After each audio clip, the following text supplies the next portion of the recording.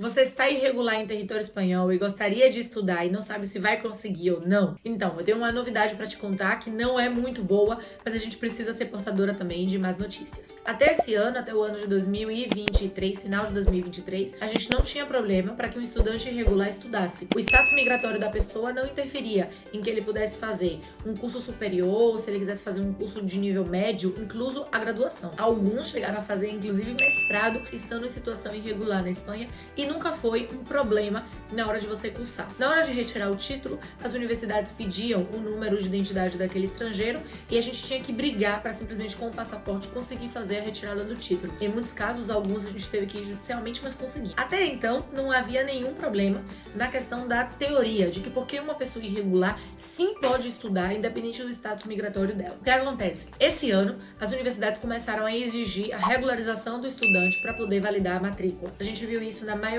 das universidades e uma pressão para que o estudante apresentasse o NIE ou a TIE num período máximo de 6 meses após a matrícula. Qual é o grande problema disso? Efetivamente, muitos estudantes estão na Espanha de maneira irregular, mas querem fazer uma graduação ou inclusive ainda não conseguiram a regularização e a universidade começa a pressionar, começa a exigir. Eu recebi uma ligação há pouco tempo, inclusive, da Universidade de Sevilha, onde dizia, olha, você tem 6 meses para apresentar a carteira de estudante dessa aluna ou a gente vai anular a matrícula. Eu falei, como? Pera, por quê? O que aconteceu? E aí foi o que ele falou, a gente tem um novo entendimento, a gente tem uma nova instrução interna da diretiva da universidade, que o aluno só vai poder ficar matriculado se ele estiver regular. Ele tem 6 meses para regularizar a situação dele, senão a gente invalida a matrícula. Lógico, para mim foi um choque, porque isso vai contra a própria Constituição espanhola, e aí conversei com ele no telefone, ele falou, Amanda, a gente não pode fazer nada, eu tô te passando as instruções que a gente recebeu. Então é possível que a partir de 2024 a gente comece a encontrar complicações, restrições, dificuldades e principalmente clara xenofobia em relação aos estrangeiros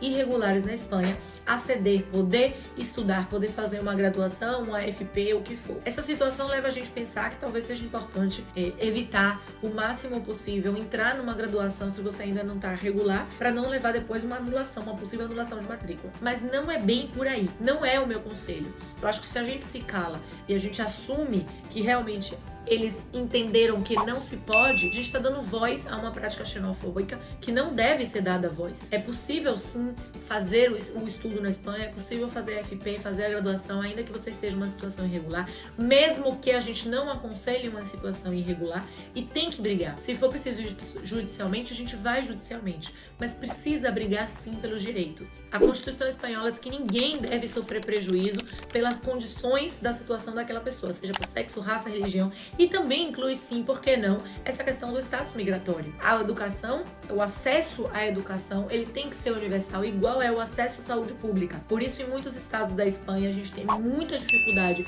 de ter acesso à saúde pública quando está irregular e em outros não, porque outros entendem que a saúde é universal. Esse tema da saúde, o tema da educação para pessoas em situação irregular é um tema delicado, mas que a gente anima a, se você já está nessa situação, não desista de estudar. Simplesmente vamos brigar, vamos até o final para conseguir, por um lado, regularizar a sua situação e, por outro, não deixar que essa prática afete o seu sonho de estudar na Espanha. Reitero, e é importante eu reiterar várias vezes nesse vídeo, que eu não aconselho ninguém, absolutamente ninguém, nem a vir em situação irregular, nem a ficar em situação irregular na Espanha. Já tenho vários vídeos falando sobre os perigos da imigração irregular e aqui eu vou ressaltar simplesmente 3 que são, para mim, os piores. Você está em uma situação de vulnerabilidade, é muito vulnerável aquela pessoa que está aqui irregular. 2, você está em uma situação de preconceito, de xenofobia muito mais forte do que pessoas que estão em situação irregular. Porque você não pode acudir, por exemplo, à polícia, porque você não pode acudir a um contrato legal, porque você não pode comprar uma casa, por exemplo, porque você vai ter dificuldade para alugar e etc. Você não pode recorrer às instâncias legais, né, às instâncias judiciais para isso, porque você está em status irregular. E terceiro, você corre um grande risco todos os dias de receber o processo administrativo de expulsão e inclusive de ficar proibido de entrar na Europa durante determinado período. E fora todos os outros perigos dessa imigração irregular. Então, reitero, não aconselho, não acho que seja uma boa opção, deve ser evitado ao máximo custo. Mas, se você já está aqui em situação irregular e gostaria de estudar, não deixe que essa nova diretiva da maioria das universidades de proibir o acesso ao estudo de quem está em situação irregular te afete. Vá lutar pelos seus direitos, vá conquistar aquilo que você tem por direito ao acesso, porque a educação deve ser universal e não desista.